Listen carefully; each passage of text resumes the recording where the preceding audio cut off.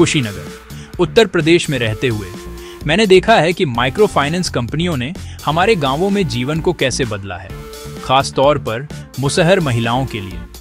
ये कंपनियां सबसे कमजोर लोगों को टारगेट करती हैं। उन्हें वो देती हैं जो एक लाइफ लाइन जैसा लगता है, 20 से 25 हजार रुपए का लोन, लेकिन आसमान छूते इंटरेस्ट के साथ, कभी कभी 22% और हर हफ्ते या महीने रीपेमेंट के साथ वो लाइफलाइन जल्दी एक फंदा बन जाती है।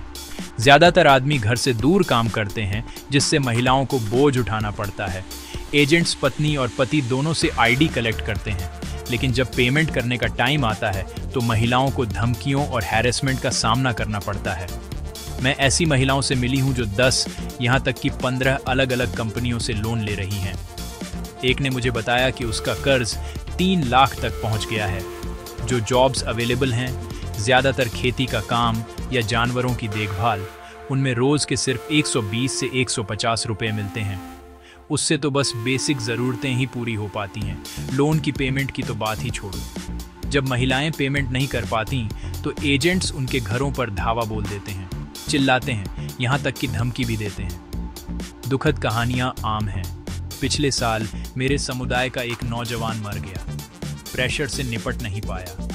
कभी कभी अपर कास्ट के ताकतवर लोग एक महिला के नाम पर लोन लेते हैं, उसे कुछ हिस्सा देते हैं, फिर गायब हो जाते हैं, उसे मुश्किल में छोड़ देते हैं। परिवार धमकियों से बचने के लिए गांव छोड़कर भाग रहे हैं, बुजुर्गों को पीछे छोड़ रहे हैं और बच्चों को मजदूरी करने पर मजबूर कर रहे हैं। पिछले साल की बाढ़ ने हालात और बदतर कर दिए। लोगों ने सरकार से कर्ज माफी के लिए गुहार लगाई, लेकिन उन्हें सिर्फ टेम्परेरी प्रॉमिसेस मिले। ऑफिशियल्स ने एजेंट्स को पीछे हटने को कहा, लेकिन कर्ज का बोझ पहले जितना ही भारी है। बैंक अभी भी प्रॉपर्टी पेपर्स के बिना लोन नहीं देते। तो हम जैसे कई लोगों के लिए ये माइक्रो फाइनेंस लोन ही एकमात्र ऑप्शन है, और कभी-कभी एकमात्र ट्रैप जो हमें मिल सकता है।